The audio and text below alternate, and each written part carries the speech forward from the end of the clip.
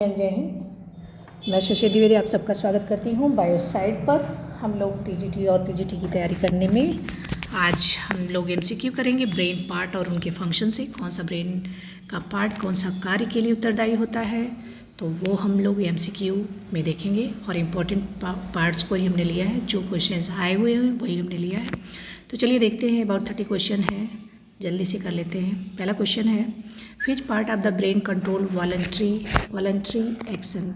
जो ऐच्छिक कार्य होते हैं उसको कौन सा ब्रेन का पार्ट कंट्रोल करता है? तो सेरिबेलम, मेड्यूला, सेरिब्रम, हाइपोथैलेमस। तो इसका राइट आंसर है सेरिब्रम। सेरिब्रम ब्रेन का पार्ट है जो कि वॉलंटरी एक्शन को कंट्रोल करता है। Next one is which part maintain body balance and posture. Body balance को और पॉस्चर को मेंटेन रखता है सेरिबेलम, सेरिब्रम, पॉन्स, थैलेमस। तो इसका राइट आंसर है सेरिबेलम। सेरिबेलम है, ये है, सेरिब्रम नहीं है। सेरिबेलम क्या करता है कि ये क्या करता है कि ये जैसे कुछ लोग जब ड्रिंक कर लेते हैं तो ये इसका असर जो है सेरिबेलम पर पड़ता है। जब सेरिबेलम पर पड़ता है तो जब जो ड्रिंक किया रहता है वो अपनी बॉडी को बैलेंस नहीं कर पाता है, तो सेरिबेलम पर ड्रिंक का असर होता है। Cerebellum as the main part which control our body balance and posture. This is very important thing. Which part control heart rate and breathing. Heart rate और ब्रीदिंग, हार्ट रेट जो है involuntary and breathing भी involuntary है। तो ये किससे control होता है हार्ट रेट? सेरिबेलम, सेरिब्रम से वॉलंटरी एक्शन जो है कंट्रोल होता है। सेरिबेलम हमारी बॉडी बैलेंस और पॉस्चर को मेंटेन करता है। और ये हाइपोथैलेमस जो होता है, जो भूख प्यास ये सब चीज़ें होती हैं उनको कंट्रोल करता है। तो इसका राइट आंसर है medulla oblongata. Medulla oblongata heart rate and breathing को कंट्रोल करता है। And next one is the largest part of the brain. Brain का लार्जेस्ट पार्ट क्या है? Pons, medulla, cerebrum, cerebellum. तो सेरिब्रम जो है लार्जेस्ट पार्ट है। Largest part of the brain सबसे बड़ा है, और इसी को दिमाग भी कहा जाता है एक तरह से कि सेरिब्रम क्या है? हमारा ब्रेन है mainly. Next one is which lobe of the cerebrum is associated with vision. Vision से संबंधित ब्रेन का कौन सा पार्ट है? सेरिब्रम का कौन सा पार्ट है जो कि विजन से संबंधित है? कई पार्ट होते हैं सेरिब्रम के भी, तो जैसे फ्रंटल लोब है वो लोब्स में बटे हुए हैं। तो उसका फ्रंटल, टेम्पोरल, पैराइटल, ऑक्सीपिटल। तो occipital is the right answer which is responsible for vision. And next one is which brain part is called the master of emotions. कौन सा ब्रेन का पार्ट है जो कि इमोशन का मास्टर है, emotions को कंट्रोल करता है? तो इमोशंस को भी और भूख और प्यास को भी कंट्रोल करता है, उसका नाम है हाइपोथैलेमस। सेरिबेलम बैलेंस करता है। ठीक है, अगले क्वेश्चन की तरफ बढ़ते हैं। The pituitary gland is control by. Pituitary gland किसके द्वारा कंट्रोल होता है? तो cerebrum, thalamus, hypothalamus and mid brain. तो ये कंट्रोल होता है हाइपोथैलेमस से। तो मास्टर ग्लैंड है, pituitary gland is master gland, और इसको कंट्रोल बाय किससे? हाइपोथैलेमस से कंट्रोल होता है।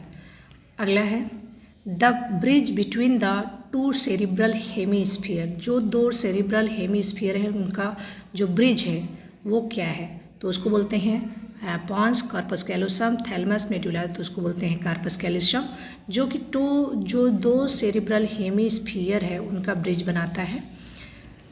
होता है corpus callosum. Which part regulates hunger and thirst. Hunger and thirst and emotions को कंट्रोल करने वाला होता है hypothalamus is the right answer. Which part act as a relay station for sensory impulse. Relay station for sensory impulse का काम करता है, तो वो है थैलेमस। अगला question, which part of the brain controls coordination of muscle. जो brain है वो कंट्रोल करता है कोऑर्डिनेशन, मसल्स को कोऑर्डिनेट करता है। तो ये है विच part of brain controls coordination of muscle के कोऑर्डिनेशन, मतलब उनका कोऑर्डिनेशन, हाथ भी चल रहा है, पैर भी चल रहा है, कई बार हमारे कई मसल से एक साथ कार्य करते हैं, तो वो किससे होता है? तो वो होता है सेरिबेलम से, और यही है जो कंट्रोल करता है, बैलेंस करता है हमारी बॉडी के पोस्चर्स को, हमारे मूवमेंट को। वो रिस्पॉन्सिबल होता है cerebellum. Centre for learning and intelligence is located in. Centre for learning और इंटेलिजेंस का जो सेंटर है वो कहाँ पर है, कौन सा पार्ट है, ब्रेन का कौन सा पार्ट है जो लर्निंग और इंटेलिजेंस को लोकेटेड है? तो मेड्यूला, सेरिबेलम, सेरिब्रम। तो उसका राइट आंसर है cerebrum. Cerebrum is the centre of for learning and intelligence. Next one is which lobe is responsible for speech and reasoning. जो कि कौन सा लोब है बॉडी ब्रेन पार्ट का, कौन सा ब्रेन का जो लोब है सेरिब्रम का, वो कौन सा लोब है जो रिस्पॉन्सिबल है स्पीच के लिए एंड रीजनिंग के लिए? तो वो होता है पैराइटल, ऑक्सीपिटल, फ्रंटल, टेम्पोरल। तो इसका राइट आंसर है फ्रंटल। फ्रंटल जो है स्पीच के लिए रिस्पॉन्सिबल है एंड रीजनिंग के लिए रिस्पॉन्सिबल है। Next one is which structure connected brain to spinal cord. जो ब्रेन को स्पाइनल कार्ड से, मतलब ब्रेन को स्पाइनल कार्ड से कनेक्ट कर रहा है, इधर स्पाइनल कार्ड है और इधर ब्रेन है, तो कौन सा बीच में पार्ट होता है जो कि कनेक्ट करता है? ये अभी पीसीएस का एग्ज़ाम हुआ था, उसमें भी ये क्वेश्चन आया था। तो thalamus, cerebrum, cerebellum, brain stem, hypothalamus. तो इसका राइट आंसर है ब्रेन स्टेम। ब्रेन स्टेम होता है जो ब्रेन को और स्पाइन को कनेक्ट करता है। Which control involuntary actions like coughing and sneezing. तो कौन सा पार्ट है जो इनवॉलंटरी एक्शन को कंट्रोल करता है और कफिंग एंड स्नीजिंग को भी कंट्रोल करता है? तो इसका राइट आंसर है medulla. Which lobe interprets touch, pressure and pain. कौन सा लोब होता है जो इंटरप्रेट करता है टच को, पहचानता है, प्रेशर को महसूस कर सकता है और पेन को? कौन सा पार्ट है जिसकी वजह से हम टच, प्रेशर और पेन को फील कर पाते हैं? Temporal, parietal, occipital. तो इसका राइट आंसर है पैराइटल। पैराइटल से ही हमें ये सब चीज़ें महसूस होती हैं, पता हमें चल पाता है, इंटरप्रेट कर पाता है। विच part of the brain is responsible for hearing and memory. Hearing और मेमोरी के लिए कौन सा पार्ट रिस्पॉन्सिबल है? तो पैराइटल नहीं है, टेम्पोरल, ऑक्सीपिटल, पॉन्स। तो इसका राइट आंसर है टेम्पोरल। टेम्पोरल क्या करता है? हियरिंग के लिए रिस्पॉन्सिबल है। सारे अलग अलग लोब जो होते हैं वो अलग अलग चीज़ों के लिए, अलग अलग कार्यों के लिए रिस्पॉन्सिबल है। फ्रंटल लोब स्पीच के लिए है एंड रिस्पॉन्स के लिए है। Which brain region control body temperature. Body temperature को कौन कंट्रोल करता है? तो जो हम प्यास कब लगती है, जब हमें पता चलता है कि हाँ हमें पानी की ज़रूरत है, या स्वेटिंग होती है, ठीक है, तो ये हमारे बॉडी टेम्परेचर को मेंटेन करने वाला कौन है? तो वो है hypothalamus. Which lobe is damaged of vision is affected. कौन सा लोब अगर डैमेज हो जाए? Which lobe is damaged if vision is affected. अगर विजन अफेक्ट होता है तो कौन सा लोब डैमेज हो सकता है? Frontal, parietal, occipital, temporal. तो वो है ऑक्सीपिटल। ऑक्सीपिटल लोब जो होता है वो क्या होता है? विजन के लिए रिस्पॉन्सिबल है। अगला, the part of brain stem that control sleep and arousal. तो स्लीप को कंट्रोल करता है, कौन सा पार्ट है? ब्रेन का कौन सा पार्ट है? Thalamus, pons, hypothalamus, medulla. तो ये है राइट आंसर इसका पॉन्स जो है स्लीप और एराउजल के लिए रिस्पॉन्सिबल है। अगला question, the mid brain is mainly involve in. Mid brain किसके लिए रिस्पॉन्सिबल है? तो mid brain is mainly involve in hearing, vision, hormone control, balance, smell processing.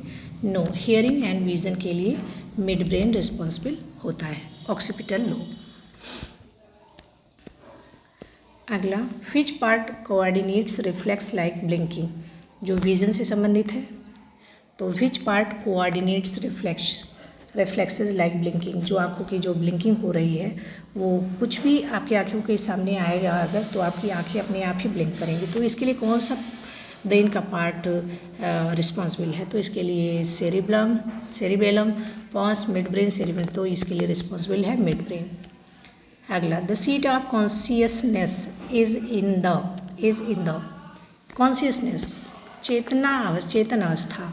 The seat of consciousness कैसे होता है? ब्रेन स्टेम, सेरिबेलम, सेरिब्रम और thalamus. तो ये है cerebrum is responsible for consciousness. Centre for regulating endocrine function, endocrine function को कौन regulate करता है? एंडोक्राइन फंक्शन को कौन रेगुलेट करता है? Medulla, cerebellum, cerebrum, hypothalamus, thalamus. तो वो राइट आंसर है हाइपोथैलेमस, ये रेगुलेट करता है एंडोक्राइन फंक्शंस को। Centre for controlling sleep wake cycle, sleep wake cycle है कि कितनी बजे उठना है, कितने बजे सोना है, एक जो बायोलॉजिकल साइकिल है वो हमारे जो सन सुबह सूर्योदय होता है और अस्त होता है उसके हिसाब से चलता है। तो इसका कंट्रोल कौन कर रहा है? उस हैबिट को कौन कंट्रोल कर रहा है? स्लीप वेक साइकिल को कौन कंट्रोल कर रहा है? Cerebrum, thalamus, hypothalamus. तो इसका राइट आंसर है हाइपोथैलेमस कंट्रोल कर रहा है स्लीप वेक साइकिल को। अगला क्वेश्चन है, balance and coordination are affected by if which part is damaged. Balance और कोऑर्डिनेशन कौन कर रहा था? सेरिबेलम कर रहा था। अगर वो अफेक्ट हो जा रहा है, आर अफेक्टेड इफ़ विच, अगर सेरिबेलम अफेक्ट हो जाएगा तो बैलेंसिंग नहीं हो पाएगी। तो कौन सा है एग्जाम्पल, कौन सा है answer? Cerebellum, cerebrum, medulla, pons. तो इसके लिए रिस्पॉन्सिबल जो रहेगा उसी के डैमेज होने से वो चीज़ें खराब होंगी। Which structure is not part of the brain stem, brain stem का कौन सा पार्ट नहीं है? तो ब्रेन स्टेम ही इसको ब्रेन को और स्पाइन को जोड़ता है। मिड ब्रेन, पॉन्स, सेरिबेलम, तो ये सब नहीं, ये सब तो हैं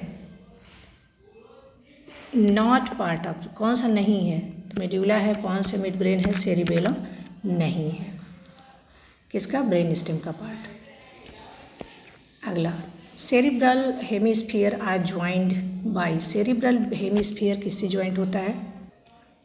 cerebral hemisphere are joined by corpus callosum, thalamus, pons, cerebellum. तो इसका राइट आंसर है कार्पस कैलोसम। कार्पस कैलोसम जो होता है सेरिब्रल जो हेमिस्फीयर होते हैं उनको जोड़ने का काम करता है, हमने पहले भी देखा है। विच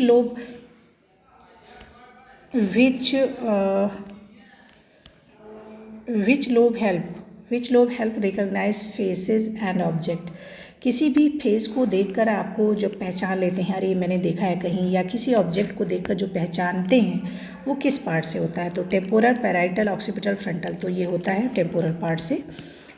डैमेज टू विच पार्ट में काज कोमा आर डेथ इंस्टेंटली, कौन सा पार्ट अगर जो है डैमेज हो जाए तो आप कोमा में जा सकते हैं और आप क्या कर सकते हैं, आपकी डेथ हो सकती है, किसी की भी डेथ हो सकती है या डैमेज हो सकता है। कब, कौन सा पार्ट होता है ऐसा? Cerebellum, medulla, brain, cerebrum, occipital. तो ये है रिस्पॉन्सिबल मेड्यूला अगर डैमेज हुआ तो क्या हुआ, आप कोमा में जा सकते हैं, या फिर डेथ हो सकती है। तो ध्यान रखेंगे मेड्यूला या ब्रेन का कोई भी पार्ट अफेक्ट ना हो। जब आप बाइकिंग करते हैं तो आपको हेलमेट जरूर लगाना चाहिए, बहुत ही सुरक्षा का कार्य करता है। अगर कार से जाते हैं तो सीट बेल्ट का जरूर प्रयोग करना चाहिए और स्पीड हमेशा धीमी रखनी चाहिए, ये बहुत ज़रूरी है। और क्योंकि स्पीड बढ़ता है एक्सीलेटर से और एक्सीलेटर में हमारा कोई योगदान नहीं है, उसको हमने पैर से दबा दिया और वो स्पीड बढ़ गया। अगर आपको स्पीड वास्तव में चाहिए तो अपने जीवन में स्पीड लाइए, नए स्किल को सीखने में स्पीड लाना चाहिए। तो इन्हीं अच्छी बातों के साथ हम विराम लेते हैं। थैंक यू, जय हिंद। फिर मिलेंगे हम किसी इम्पोर्टेंट फैक्ट के साथ, MCQs के साथ। थैंक यू, जय हिंद।